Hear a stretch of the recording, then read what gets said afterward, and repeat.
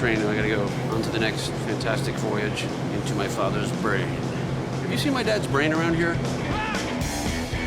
Your dad's theory is one of the most important discoveries of all time in science. I would put it right up there with Einstein's relativity theory, Newton's theory of gravity. There really are very large numbers of versions of you that really exist. Now you're blowing my mind. Good. Oh, yeah.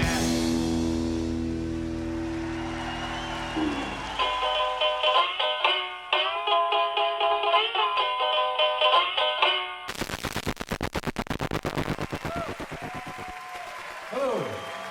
Nice to see you.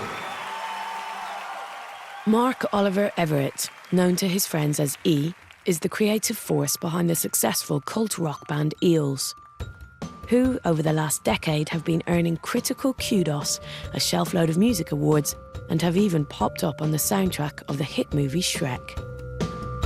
There's nothing that I want to do more than get alone and be with you. Trouble with dreams is they don't come true, and when they do, they can catch up to you. But what many of Mark's fans don't know is that his father, Hugh Everett, was a brilliant quantum mechanic. He developed the groundbreaking theory of parallel universes, a scientific theory that has seeped into the worlds of film, music, and literature, and is part of our everyday vocabulary. I don't remember knowing when he was alive that he was like a famous physicist. I don't know if I ever even knew that till after he died.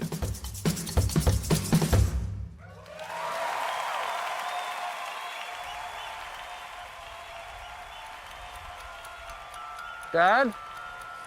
Mom? Can you hear me? My dad, who was a devout atheist, of course, his dying wish was to be thrown out in the trash. And my mom kept his ashes in a filing cabinet in the dining room at our house for a few years, and then eventually honored his wish and threw him in the trash. That's the truth. Here's my mom. This is the one. I haven't never seen it before. It was something she wanted me to take care of after she died. Oh, there's one for my sister too. I've never seen that. Wait, where's my father's stone? I just don't get it. It's a mystery. Mark's father was a distracted genius, lost in his own world. They lived in the same house for 20 years, yet they barely spoke. In fact, one of Mark's lingering memories of his father was a distressing day in July 1982. It was the weirdest thing because I walked in their bedroom and there he was, laying there like sideways on the bed, fully clothed with his tie on like he always had on. You know, I tried to wake him up. Or when I put my arms under him and I picked him up, his body was completely stiff. And it was just so surreal because I was touching him, which is the only time I could remember having any physical contact with him. And it was just also so obviously it was, you know, very traumatic and a horrific scene, but it was also had the added surreal quality for me because, you know, my father had just died, but I barely knew him, so it was hard to know how to feel like a normal person would feel in that situation. So I guess it's pretty sad that I had, you know, the one really intimate experience I had with him was while he was dead, you know.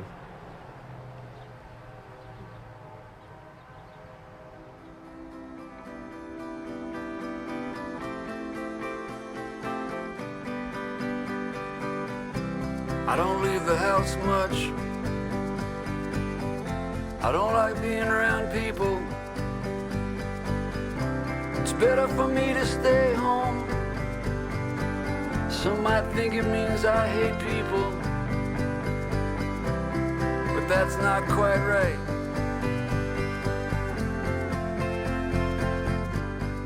Mark fiercely guards his privacy, but he's opening himself up to confront something that, until now, he's only been able to deal with in his lyrics. It's been almost the exclusive way that I've dealt with my situations, writing a song about my family. He wants to find out why a scientist as outstanding as his father turned his back on academia's glittering prizes. I'm going to go on this trip because it's something that I knew was coming eventually. I didn't want to wait too long either, you know, with my family history, the longevity rate there. Well, you have to have a sense of humor. You know, that came from my family. That was the way we communicated. Like, nobody said, "I love you," or anything like that. It was very kind of jokey, sarcastic family, and that was how we communicated, you know. Oh, what do we got here? This is Bobby's room, yeah. I mean, how many dogs get their own room? He's the most spoiled dog in Los Feliz. Maybe in the world.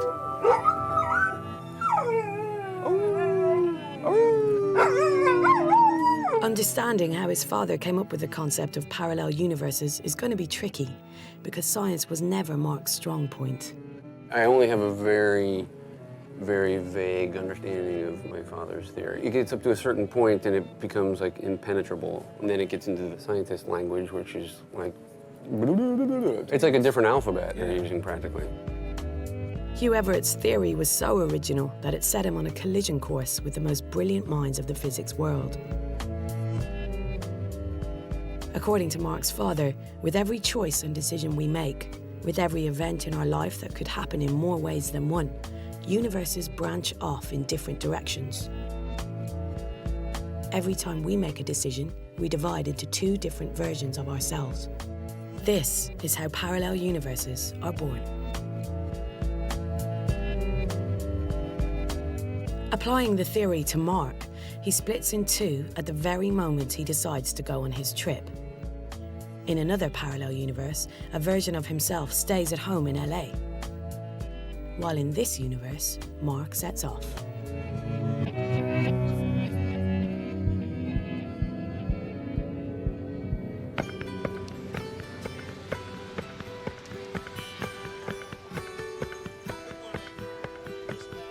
Blinking lights on the airplane wings, up above the trees. Mark's father, Hugh Everett III, was born in 1930 on the east coast of America, the only child of a strict military family. But while other kids were busying themselves with marbles and skipping ropes, 12-year-old Hugh was penning fan letters to his idol, Albert Einstein. Set me on the ground once more again.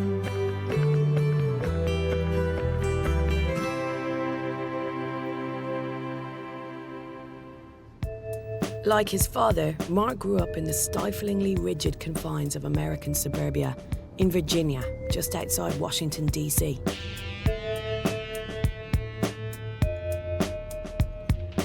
Still living in the area is Dawn Reisler, physicist, work colleague, and friend of his father's.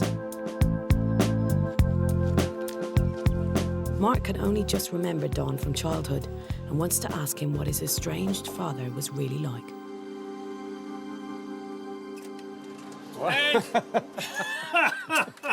Hello, Mark. You dressed for me. Absolutely. Wow. Who could turn down this opportunity?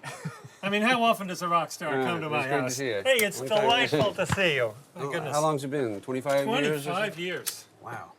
You are now so old that you were the age I was when you last saw me. Really? Yeah. Wow. You guys are always doing the math. Always doing strange stuff, yeah.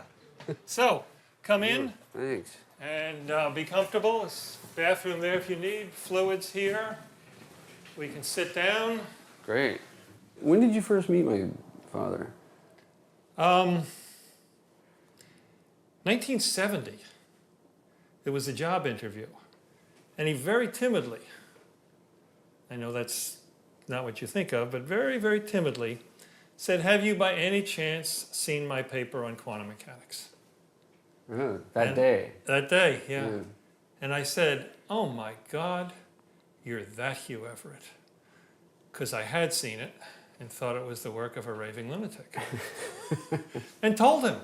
You said that? And he thought it was very funny. And so we knew we could enjoy each other. Wow. Even though he was of constant physical presence, he's really a complete mystery as a person to me. What was he like? You know, that's what I don't really know. He was peculiar and a bit eccentric. He was a very good friend to me in his way. Yeah, I will show you something that friendship and contrast. You have here, Wow, he's outside. this would have been late 70s. That's basically what he was wearing every day and every night at the dining room table as well. Yeah. That was his uniform. The only thing you guys have in common is facial hair. Yeah. And otherwise, you look like completely different, you know, it's like Species. City guy and mountain guy. And yet we were really good friends. Don is an expert in quantum mechanics and starts Mark off nice and easy on his quest to understand his father's theory. All you need is a pencil. If I take a pencil and I cut it in half and cut it in half and cut it in half and just get ever smaller pieces, at some point I may run out of something I can cut in half. You've gotten to the point where the pencil no longer can be subdivided. You've come to something that's no longer bits of a pencil, but is something more fundamental. And that was the notion of an atom. Atoms are the building blocks of the universe, microscopic particles that make up everything we see around us, from houses and guitars to rock musicians. They're so small that there are more atoms in a full stop than all the pencils in the world. If you could somehow look inside one of these atoms, you might see what it's made of. In the middle is a concentrated ball of material called a nucleus. Around the nucleus are tiny particles called electrons. These electrons spin super quick around the nucleus. Now, this is the crazy bit. The classical laws of physics seem to work fine for everything much bigger than an atom. For instance, Newton's gravity makes apples go down rather than up. At an intuitive level, these classical laws make perfect sense. But the classical laws all break down when it comes to really tiny stuff like atoms. The electrons don't fly around the nucleus in nice regular orbits like planets around the sun, but instead they are smeared out around the nucleus, taking on a cloud-like form. What's that flaming ball in the sky? And even weirder still, they are everywhere at once. Welcome to the quantum world. What do you think about this? You know, my father clearly on the top of his game with the mathematics and whatnot, and the farthest I got was I flunked out of the easiest 9th grade algebra class. I just couldn't grasp it. Right. I just didn't inherit that gene. Yeah. I've thought a lot about that. About how stupid I was in math? I think I'd have phrased it differently. Did maybe my father spoke of it? No. What a disappointment I was? No, I think if your father had had the emotional vocabulary, he'd have been very, very pleased with what you did with your music.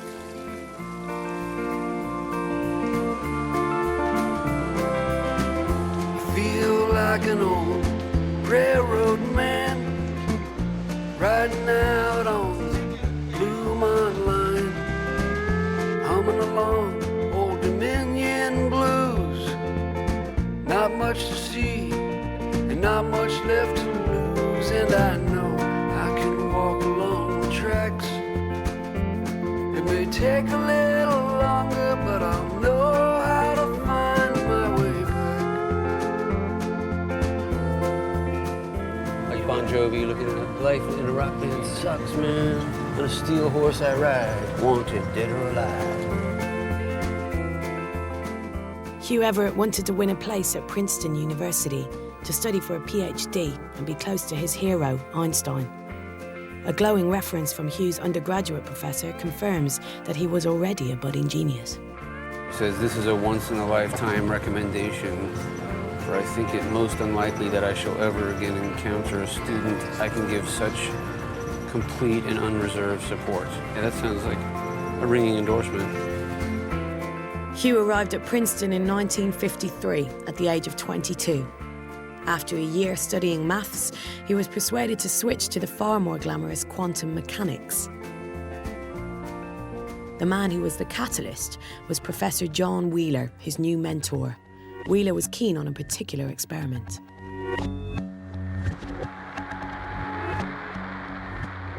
It's called the double slit experiment, and physics professors love it because it's the perfect way to demonstrate the weird quantum behavior of tiny particles. I'm going to tell you what nature behaves like, and if you will simply admit that maybe she does behave like this, you will find her a delightful, entrancing thing.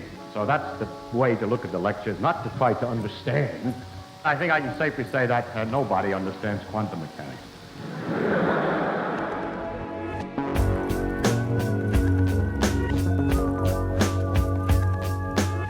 Mark is going to be shown the double slit experiment by Yi Ma, a technician at Princeton's physics department. You want to see this experiment?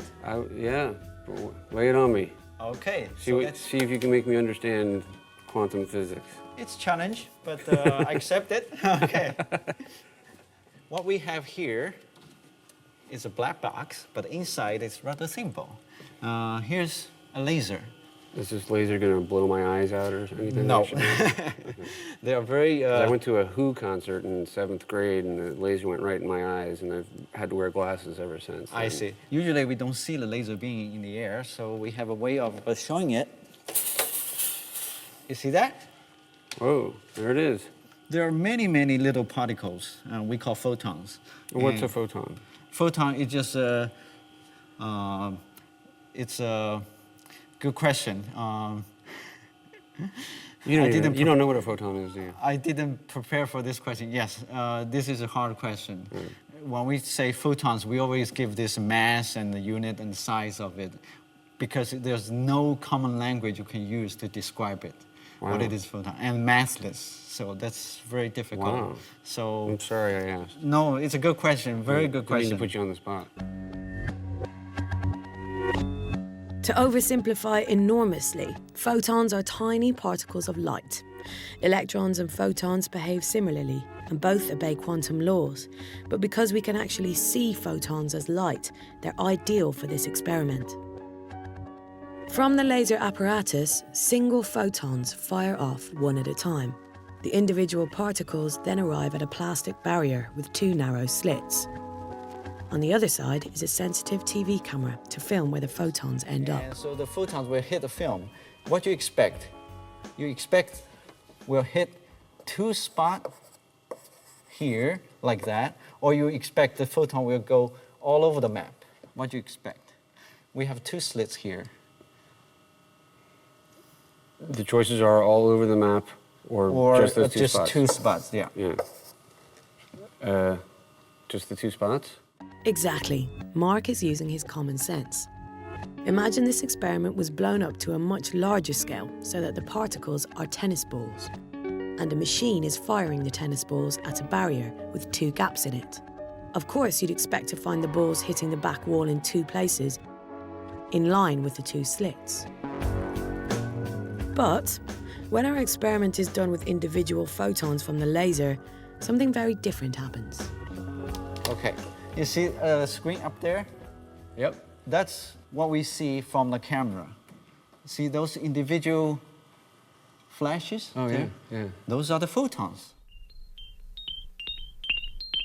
Each flash of light is actually an individual photon hitting the back wall. They appear to be landing all over the place. But watch over time and a pattern emerges. Can you see somewhere in the middle of the screen? It looks like a smudge. Yeah, it looks like a smudge. Yeah. Those are the photon, where the photon hits. But it's not 2, as we would expect. Is that weird? Yeah, so why is that? That's right, why is that? Instead of the 2 vertical bands that you'd expect, a series of vertical smudges appear. To make sense of this pattern, you need to look at it from the perspective of a single photon. This photon is landing in a place on the back wall that would be physically impossible if it were travelling straight through just one of the slits. So, the only explanation is that the particle has gone through both slits simultaneously. By the time it reaches the back wall, it has come together again as one photon. Multiply this single photon 1,000-fold, and you have the distinctive pattern that Mark saw. Think about it. A photon arrives at the slits in a hell of a quantum state and travels through both. A single object is in two places at once. Now you're blowing my mind. Good. That's our job to do, to blow people's mind. So make you think, right? Whew, my brain hurts. Okay. I wish I was back home playing my guitar.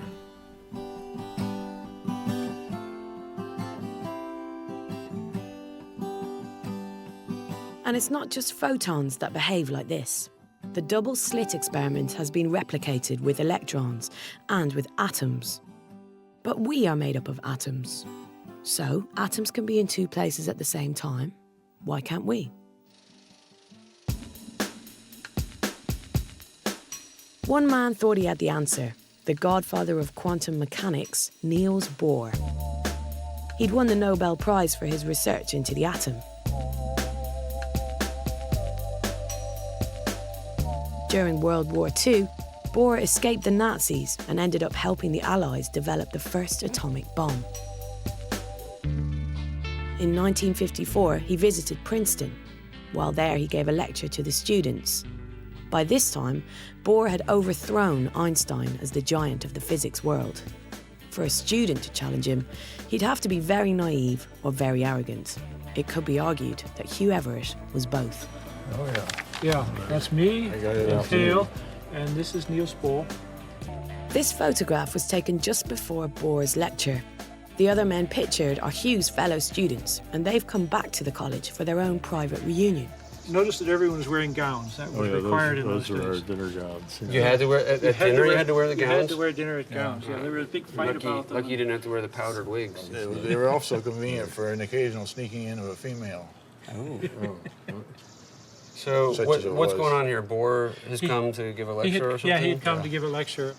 So this is where talks would be given. This would be the place where Bohr would have given his talk that evening that he had the photograph from. Yeah, famous I was for sitting that over in, I think, a soft seat here, and Bohr was sitting about here with a group of all the important physicists sitting around, plus Hale, I think, with their ears going like this, and I was just snoring over in the corner. Yeah, but he was known to just talk very slowly and mumble and never quite finishes his sentences because he was thinking so deeply about getting everything right. If Hugh's old pal Harvey had managed to stay awake, he may have learnt the world according to Bohr. Bohr proposed that everything be divided into two categories. Big stuff, like tennis balls, apples falling off trees, obeys the classical laws of physics. However, small stuff, about the size of atoms, obeys the crazy laws of quantum mechanics. Bohr didn't stop there. He described what happens when you look at something very tiny. At that exact moment, the particle stops behaving so weirdly. Instead of being in multiple quantum states, once observed, it's in just one state. It's now a nice, well-behaved little particle. The whole shebang was called the Copenhagen interpretation, and thanks to Bohr, became the established view. Oh, by the way, Copenhagen was Bohr's hometown. But the young and ambitious Hugh thought it was all most unlikely. How can just by looking at something affect the very behaviour of a physical object? Hugh was convinced that Bohr had it wrong, and so he decided to start on his own radical theory, helped on most evenings by a sherry or five. Harvey? Yes, please. For a while, we had fairly regular sherry meetings before dinner. Very cheap sherry. Toast to Hugh. Hugh, yeah. Great having a chance to. What are your memories of my father as a person back then? He surprised me from the time I met him until I got to know him that he was as brilliant as he was. It didn't come across until you got close to him. You think he was the smartest guy? Well, he was smart in a very broad way. Or do you think he thought he was the smartest guy? Well, I think he did, but he didn't broadcast it. Yeah. He didn't push it too much. No, he certainly didn't around our house. I was not aware that he was like a genius physicist. I don't think ever until like after he died. That's interesting. Yeah.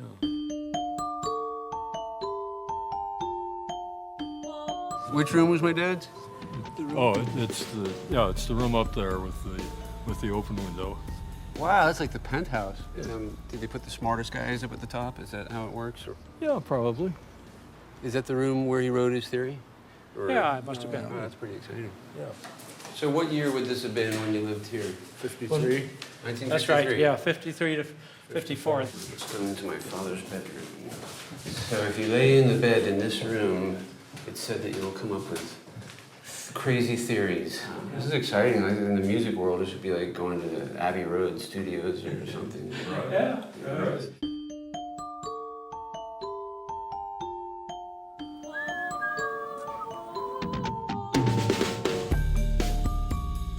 Interestingly enough, I didn't inherit any of his mathematical genius. I have trouble adding up the tip at dinner. I wonder what you feel you understand about your father's theory. I understand it up to the point of anything that can be happening is happening somewhere. The somewhere part is the hard part to wrap my brain around, you know. Like I'm in a science show now. Yes, really good.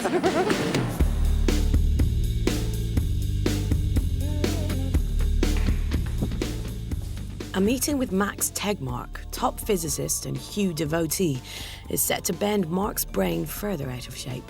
It's a real honor to get to meet you, because your dad has just been such an inspiration to me. Oh. When I was a grad student in Berkeley, I found in this old bookstore a copy of this 137-page paper that your dad wrote, and it was like, wow. It suddenly all made sense. And since then, I've spent many years working on your dad's theory and various implications of it, and it's just so cool for me to actually get to meet you here and to even have a chance to help you understand. Mark's father wasn't the only one who found Bohr's theory difficult to swallow. So did the physicist Erwin Schrödinger. As Schrödinger himself pointed out in a famous article, that there's something really weird about this idea of dividing the world into two parts. Because, you know, you are made out of atoms. So if an atom can be in two places at once, so can you, right? Schrödinger had devised an experiment to expose this absurdity. He came up with the most famous feline experiment in science, Schrödinger's cat. It goes like this. A cat is penned up in its steel chamber, along with a radioactive substance such as uranium, a Geiger counter attached to a quick-release hammer, and a flask of poisonous gas, hydrocyanic acid. No. Yeah. He doesn't even have legs, and now you're going to poison him? Don't blame me. Blame Schrödinger. Schrödinger was never diabolical enough to do this for real. It was just a thought experiment. At the heart of it all is a quantum event. Every now and then, completely randomly, there's a chance of a uranium atom decaying and emitting radiation. This radiation is enough to trigger the counter that sets off the hammer, breaks the vial that poisons the cat. But if none of the uranium atoms decay over the duration of the experiment, the cat will live. What's so disturbing about this is the fate of a single atom, right, determines the fate of a cat. According to the Copenhagen interpretation, until the experiment is observed by peering inside, the entire contents of the box exist in two possible states. Each uranium atom both has and has not decayed, and still further, the poisonous gas has both killed and not killed the cat. And this is the paradox. A single cat that is both dead and alive at the same time. That's what Schrödinger couldn't buy, and neither could Hugh. In the winter of 1954, sometime after the Bohr lecture, fortified by some sherry and chat with Bohr's assistant Org Peterson, Hugh came up with the theory of parallel universes. Hugh argued that everything in the universe, big and small, obeys the laws of quantum mechanics. And instead of the observer, Hugh introduced the notion of splitting. Splitting occurs every time a quantum event happens, and this is how parallel universes are created. How does my father's theory solve the two different outcomes of the cat experiment? It says that both outcomes actually happen. The paradox of Schrödinger's cat had been that the one cat was both dead and alive at the same time. Hugh solved the problem with parallel universes. Two cats existing in separate worlds, one cat dead, the other alive. Hugh's theory was visionary and backed up by some serious maths. He was only 24 years old. Some people think you have a problem, but that problem lies only with them. Beautiful freak, beautiful freak. In my personal opinion, your dad's theory is one of the most important discoveries of all time in science. I just can't emphasize enough how important I think it is. And so I would put it right up there with Einstein's relativity theory and Newton's theory of gravity and so on. And I think 50 years from now, he's going to be even more famous than he is now when more experiments have confirmed that this seems to be the way the world works. I'm starting to understand a lot more now. Just need to come out here into the nice Princeton air and shake my head a little and let it all settle. Talk to the squirrels.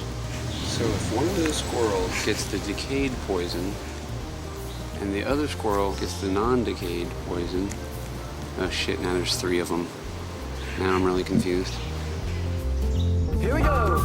Walk myself down Sycamore Street. The sun beats down, no shoes on my feet. Don't use it.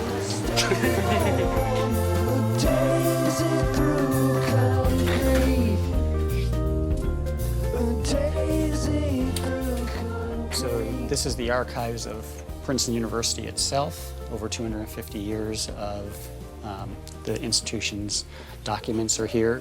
And of course, every dissertation that's been produced starting in the 1870s, including your father's 1957 dissertation, which is right down here. So, on the foundations of quantum mechanics. I haven't heard that title before. Recommended for acceptance by the Department of Physics, March 1957. So this is the opening of the theory. And the crazy thing is I actually understand it. Quantum mechanics is reformulated in a way which eliminates its present dependence on the special treatment of observations of a system by an external observer. This is getting weird because I know what that means now. What's happening to me? What Hugh had done was reconfigure the whole framework of quantum mechanics by taking out the need for an observer that Bohr had so relied on. With the hubris of youth, Hugh hoped that Bohr would recognise his parallel universe theory as a breakthrough, a validation of his genius.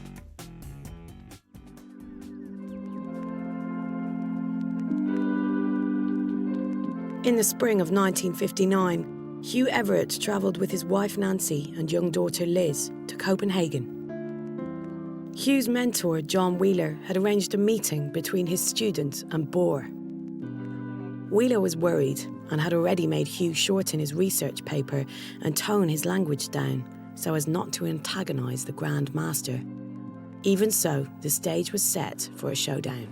This is just a picture of the view from across the street of the Bohr Institute, as it was when your father was there talking with Bohr. Oh, so that's where it happened. That's where it happened, yeah. This is a picture of the two of us, which we believe your father took. Oh, yeah? Yeah. That's a nice shot. Yeah. Yeah. Mark is seeing Hugh's old college pal, Charlie Misner, again. They last met at the grad college reunion. Charlie and his wife, Susanna, were also in Copenhagen in 1959. Charlie was witness at the make-or-break meeting with Bohr. We should have Danish, though. We're talking about Are they real Denmark. Danish, though, here? What happened when my father presented his theory to Bohr? Well, Bohr was deeply involved for decades with a view of quantum mechanics that he had developed and was essentially totally accepted throughout the world of thousands of physicists doing it every day. And to expect that on the basis of a 1-hour talk by a kid, he was going to totally change his viewpoint would be unrealistic. I doubt that there was any striking meeting of minds there. They just listened to each other. Do you think some of it had to do with their egos, maybe, like, on both sides? Yeah, each of them was sure that they had gone over all this in their own minds, and they knew exactly what was the right way to think about it, and it was very hard to find a way to arrange a meeting of the minds. So ended one of the great scientific debates of the 20th century. Bohr's interpretation of quantum mechanics remained triumphant, and young Everett's new idea was to be ignored. It must have been incredibly frustrating to feel like he'd come up with something so kind of groundbreaking and then just kind of have it brushed under the rug. Right. Oh, yeah. Oh. It was very sad, yeah. He was always joking when we were around, but I sensed the joking was like the clown jokes. There's the tears of a clown? Yeah. That's certainly possible. Yeah, I mean, to me, it sort of made sense why he was this kind of isolated presence in the house all those years, just sitting there and not really saying much. I see. Oh, is that right? But I sensed that he was not really happy. Yeah, I think he was definitely depressed. Yeah. His mother was somewhat bipolar, wasn't she? Yeah, she spent time in mental hospitals. Yeah. And what about your sister? And my sister, yeah. Was she having also depressions? Yeah.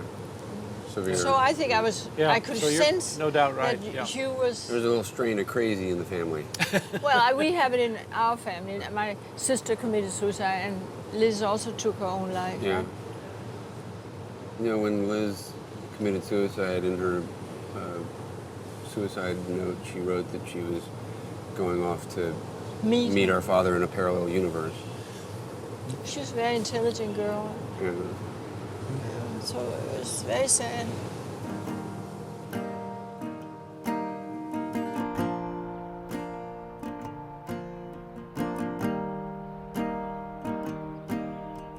Depression ran in Hugh's family, and the rejection of his theory must have been a humiliating blow for him. When Hugh realised the scientific establishment would never accept his brilliant theory, he left academia for good, and his theory disappeared into the university archives. I think I've gotten to like a turning point where I am really glad I'm doing this. It's getting interesting now. To the me that split off and didn't come on this trip,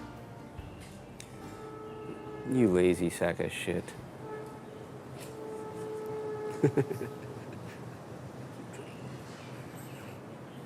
Because, I mean, I really feel sort of propelled by the sadness of the tragedy of my father not getting the recognition he deserved because he was just too far ahead of his time, maybe too smart too soon.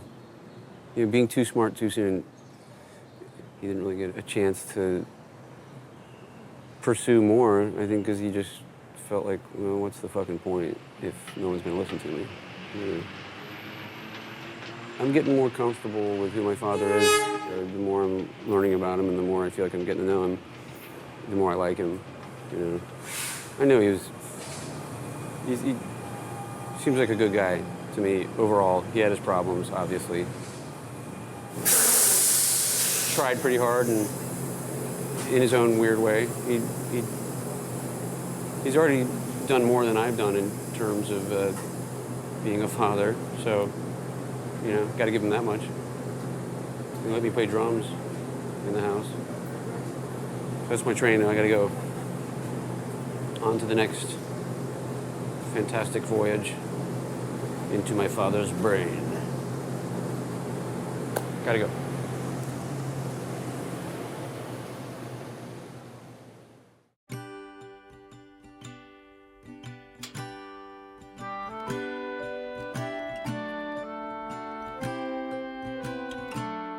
Mark has finally summoned the courage to face something he's been putting off for years. My father died when I was 19. My sister died several years later, and my mom died soon after she did. And at that point, I had to go out and clean out the family house.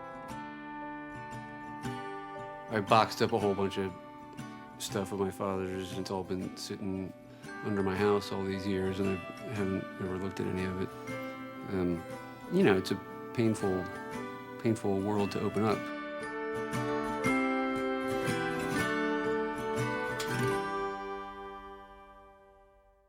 So how long have these boxes been here? They've been here like 8 years. For Hugh Everett's biographer, Peter Byrne, this is an eagerly anticipated scientific goldmine, but could also provide Mark with some new clues about his father. Wow, man. This is a really cool basement. It's a little dusty. Wow. Well, there's a... Where do you want to start? Treasure trove here. Well, why not just, you know, work, as they say, linearly. Start with that one over there, the when plastic. we started there, and yeah. then come back and start like looking at the work papers and work Okay. away that way. You know? Right. It's another rock and roll party Saturday for me.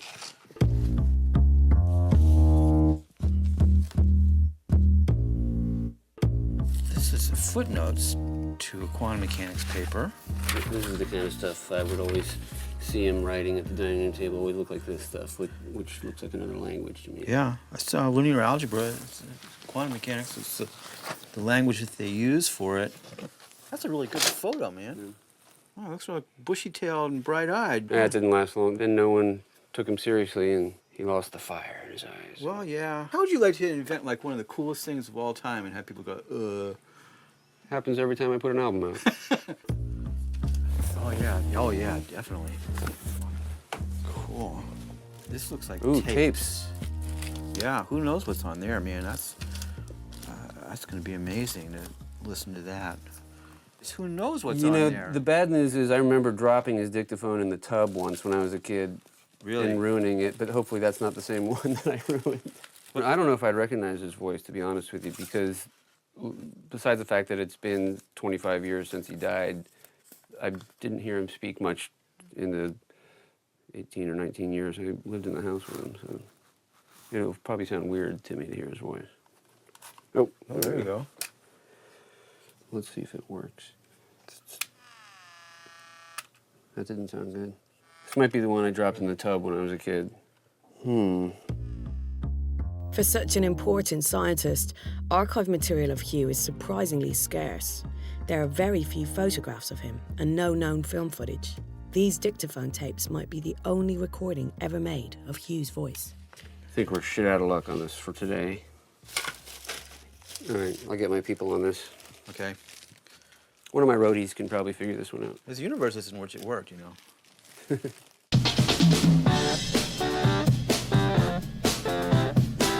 Hey man, what? Dig this. Well, I went walking out yesterday. A man was carrying a sign that says the world is gonna end tomorrow. Everybody got a nickel I can borrow. This rotten world's gonna chew you up. After the Boer debacle in the late 1950s, Hugh was disillusioned with the academic world. What was a genius quantum mechanic going to do? Well, it was also the height of the Cold War, and the American military was on a recruiting drive for bright young things. Hugh signed up.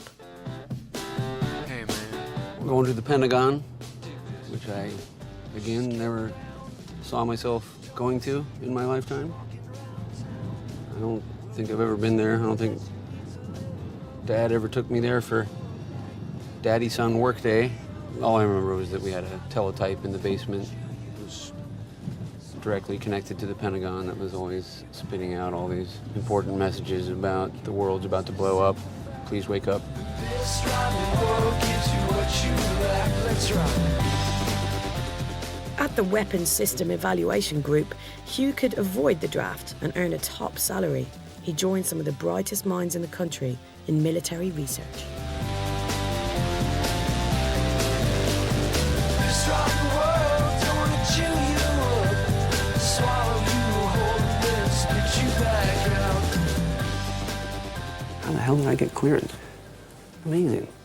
I'm standing here where like generals make speeches. What kind of kooky world is this? It also makes you ask, how good is the security? If they let me in here, you know? Because I'm loco.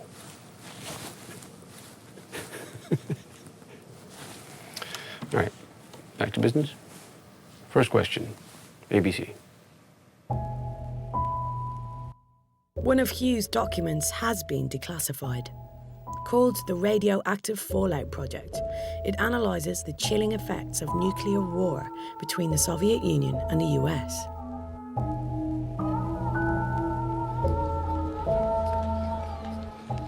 Hi, George. Oh, hi. Hi, long time no see. Hugh's colleague on this project was nuclear physicist Dr. George Pugh. I think the last time I remember really meeting you was a couple of times at your home. At the time you were busy getting better and better playing the drums. That's right. Because of their research, Hugh and George could warn President Eisenhower that the military had completely underestimated the devastation of World War III.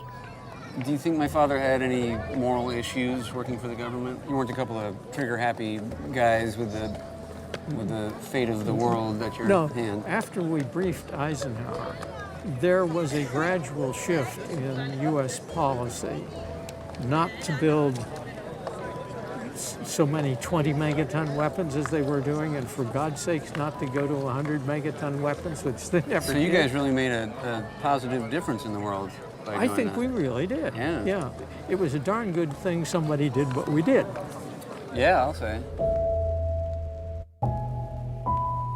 But it wasn't all bomb talk. The fact that his brilliant theory had been banished to the archives was still close to Hugh's heart. I think it was ahead of its time. As a matter of fact, he and I agreed that it was ahead of its time.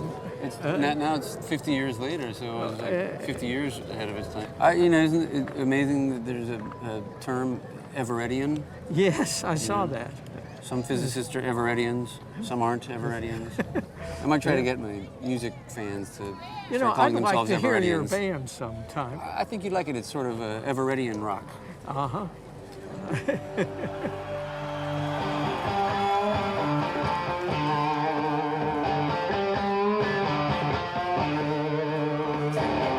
Life ain't pretty for a dog-faced boy.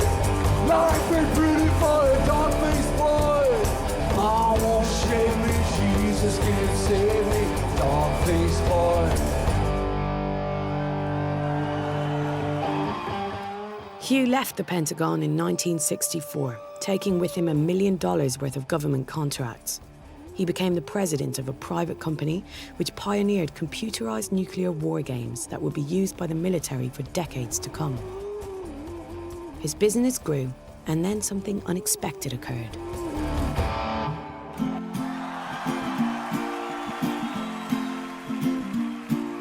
Today is a lovely day to run. Start up the car with the sun. In May 1977, Hugh packed up the family and drove them to Austin. He'd been invited to give a lecture at the University of Texas. Things were stirring in the quantum world. Hugh's theory had started to be referenced in articles and books. There was a real buzz about parallel universes amongst a number of young physicists. He was a kind of star at the conference. For shy young physicist David Deutsch, later to become Britain's leading expert on quantum mechanics, it was a terrific opportunity to learn about the theory from its creator. He was deferred to almost, like a star. For instance, I seem to remember that he was smoking and no one else was allowed to smoke. Hugh Everett had finally received the recognition he'd always craved. He certainly seemed to be enjoying the conference. He seemed to be firing on all 6 or 8 or however many it was cylinders, and was impressing everybody with the sharpness of his arguments. It was the beginning of a role for the theory of parallel universes, and soon it was seeping ever more into popular culture. Books, television, and films all embraced the concept as a staple plot device. Now they had some genuine science to go with their fiction. But Hugh Everett would see little of this. 5 years after the Texas conference in 1982, Hugh died of a heart attack, exacerbated by his smoking and hard drinking. He was only 51 years old. He had worked on his theory for just 3 years. The rest of his life had been spent working for the military and in business.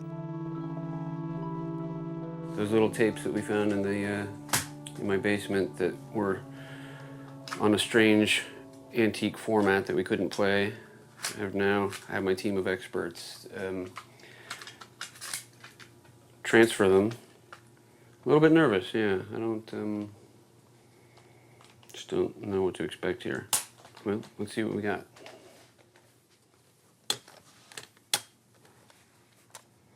Don't really want to play it. I don't know what to expect here. Well, all right, here goes.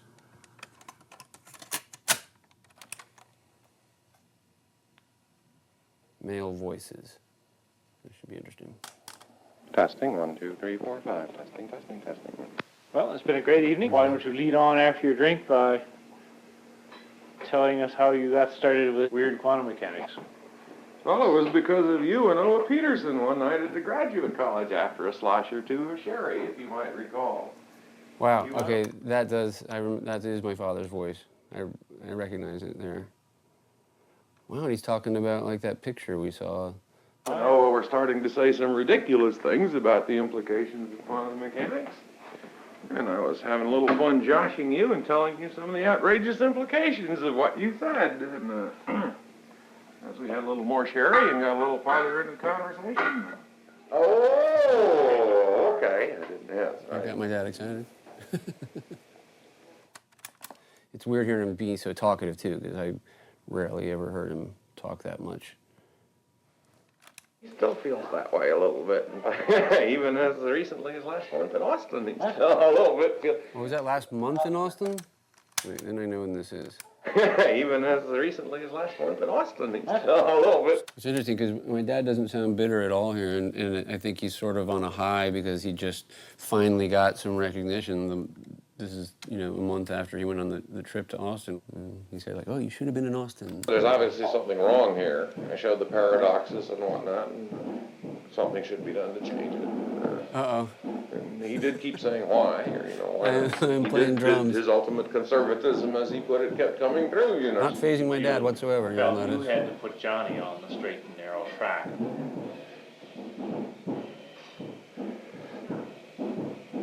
End of this tape. So weird. It's weird because it's like the sounds of my house, there, and yeah, it's hard because I would, as much as I hate to look back on it all and everything, I'd also like love to be able to be back there just for one night, maybe,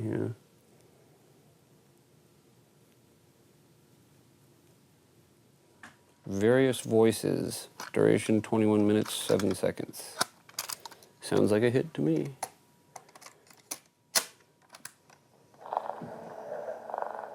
I think that's our cat purring, I'm pretty sure. It's funny if that's my dad recording that.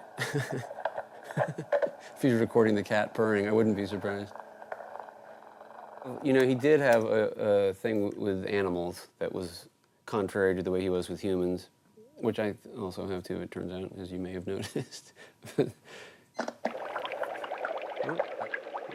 thought I heard a duck, but we didn't have a duck. Hello there, my name is Mark Oliver, and I am very great.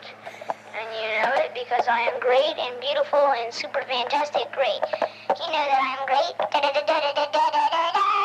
I am great. So great. I wonder where my delusions of grandeur came from. Oh! And then we've lost power because I told you, this is a weird family. We were all clearly experiments.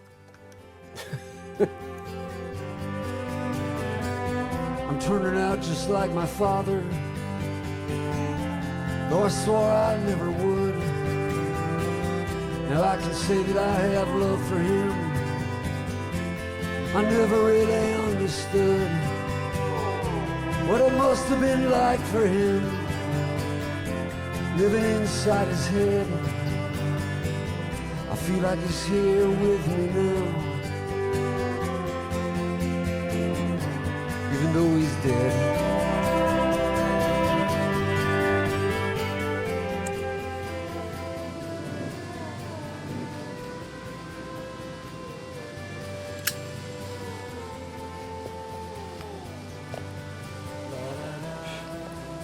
I feel like I know my father a lot better, you know. I feel a lot more connected to him. I understand more like the whole timeline of events, and when he was dreaming these things up, when he actually did it, and you know, just talking to all these people that knew him, and it's interesting. It feels like he's around now, you know, more than I've ever felt.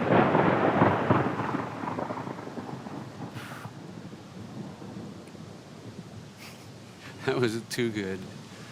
I was like, good. I mean, that's just gonna sound like we put that in sound effects, you know? It's too fucking perfect. So in the end, I'd like to say that I'm a very thankful man. I had some regrets, but if I had to do it all again, well, it's something I'd like to do. I'm not a physics genius. I can't even open an umbrella. You know, for years I haven't opened up any of the boxes under my house of my dad's stuff and everything, and I've known it was coming eventually, or I was going to have to, because of the mounting interest in him. But now that I'm doing it, I'm really glad I'm doing it. It feels good, and it's such a genuinely unique experience to go through. However, I still have a little bit of trepidation about the rest of my life having to be like the ambassador from the planet Everett, you know.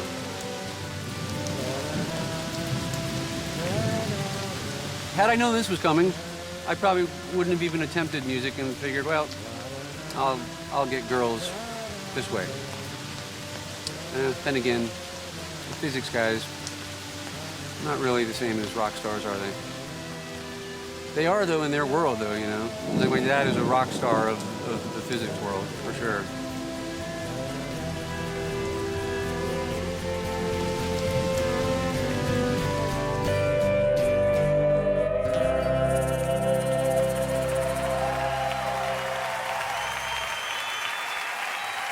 Thanks again, ladies and gentlemen.